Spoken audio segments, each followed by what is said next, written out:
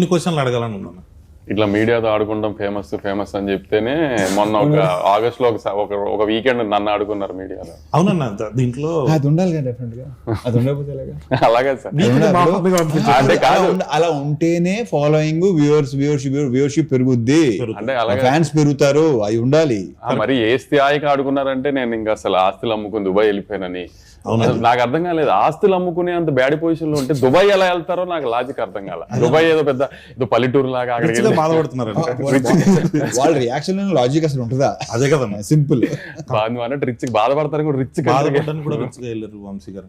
అన్న ఇది మైక్ పట్టుకొని మీరు మళ్ళీ సినిమా అడగరు, సినిమా చూడమని అడగను, అందుకని మైక్ లేకుండా ఇప్పుడు అడిగేద్దాం అలా ఏమన్నా. సో ఫస్ట్ అదే ఆ రోజు కొంచెం ఎక్సైట్ అయ్యాను నేను, బాగా ఎక్సైట్ అయ్యాను. బాగా ఎక్సైట్. అది సరే. ఇక అరుపులు కేకలే. అది ఎలా ఉందంటే రిక్వెస్ట్ లేదు, వార్నింగ్ లో ఉంది. వంశీ అన్నది ఎప్పుడు వార్నింగ్ కావాలి. అవునే, తప్పులు చేయకుండా ఉంటాం మనుషులు. కొడకల్లారా రాకపోతే చెప్తా మీ పని. తప్పులు చేయకుండా ఉండం కదా. తప్పు జరిగింది, ఏం చేస్తాం చెప్పు. ఇప్పుడు నేనైనా ఎన్టీఆర్ గారు అయినా, ఇప్పుడు ఒక ఆదిత్య చోప్రా అని ఒక పెద్ద మనిషిని, యశ్వరాజ్ నమ్మాము. ఇప్పుడు అందరు తప్పులు చేస్తారు కదా, వాళ్ళ సైడ్ తప్పు జరిగింది, మనం దొరికామంటే ఏం చేస్తాం దానికి. ఇప్పుడు నేను తీసిన సినిమా కాదు కదా, మేము ఎలా, కానీ వాళ్ళని నమ్మాము. పెద్ద మనిషి, ఇండియాలోనే బిగ్గెస్ట్ ప్రొడ్యూసర్, ఆయన నమ్మాము. మిస్ఫేర్ అయింది, ఏం చేస్తాం దానికి. వేసుకున్నారు, పడ్డాం అంతే. కానీ అన్న మీరు దొరకాలని చాలా మంది ట్రై చేసినట్టున్నారు. వాళ్ళకి ఖుషి ఇచ్చి లాస్ట్ కి మళ్ళీ సెట్ చేసి ఓన్లే మన సినిమా, మనం తీసిన సినిమా కాకుండా బయట సినిమాతో దొరికాం, హ్యాపీ. ఇంకా అని ఫస్ట్ మాస్ మహారాజ్ అనే టైటిల్ ఇచ్చిన తర్వాత మాస్ అనే టైటిల్ పెట్టుకుంటూ మాస్ జాతర వస్తుంది. టైటిల్ ఐడియా ఎవరిది? బేసిక్ నేనే చెప్పాను. అవునా? నేను అదే ఎక్స్పెక్ట్ చేశాను. ఎందుకో అంటే అప్పుడు మరీ పండగ అనుకున్నాం, అవునండి, బాగుంటుంది అనుకున్నాం. కొన్ని కారణాల వల్ల అది తెలిసిందే. అది సంక్రాంతి అంటే గుర్తొచ్చింది.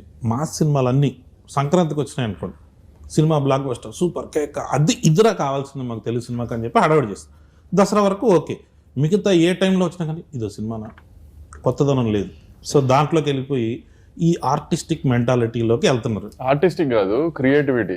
ఇప్పుడు ఎవరికి అయినా ఇప్పుడు చేతిలో ఫోన్ ఉండి ట్విట్టర్ హ్యాండిల్ ఉన్నా, ఇన్స్టాగ్రామ్ హ్యాండిల్ ఉన్నా, క్రియేటివిటీ తన్నుకుంటూ వస్తుంది. అది చూపించడానికి, ప్రొజెక్ట్స్ చేయడానికి ట్వీట్గా ఫామ్ చేయొచ్చు, రీల్స్గా ఫామ్ చేయొచ్చు. ఆ క్రియేటివిటీలో ఏంటంటే ఏదన్నా ఒక క్రియేటివ్ ఐ మీన్ టెక్నికల్గా స్ట్రాంగ్ ఉన్న సినిమా రిలీజ్ అయింది అనుకో, అబ్బా ఎంత బాగా తీశారు, ఇది తీశారు, అది తీశారు అని పొగిడితే, ఓహో వీళ్ళందరికీ సినిమాటిక్ నాలెడ్జ్ చాలా ఎక్కువ ఉందన్నమాట, అందుకని పొగుడుతుంది, ఐ మీన్ అందుకని ఇంత బాగా చెప్తున్నారు అనుకుంటారు. అదే ఒక కమర్షియల్ మాస్ సినిమా వచ్చింది, జనానికి అది కావాలి. కానీ ఏంటంటే ఏముంది కొత్తగా, ఏముంది అంటే అదొక ఫ్యాషన్. అంటే ఓహో వీళ్ళకి సినిమా గురించి బాగా తెలుసు అనుకుంటా, అందుకని రెగ్యులర్ సినిమాని పొగడలేకపోతున్నారు వీళ్ళు అని అనుకుంటారేమో అని ఫీలింగ్ ఏంటో నాకు తెలియదు. కానీ మరి ఇప్పుడు మన రవితేజ గారిని పెట్టి గీతాంజలి తీయలేను కదా.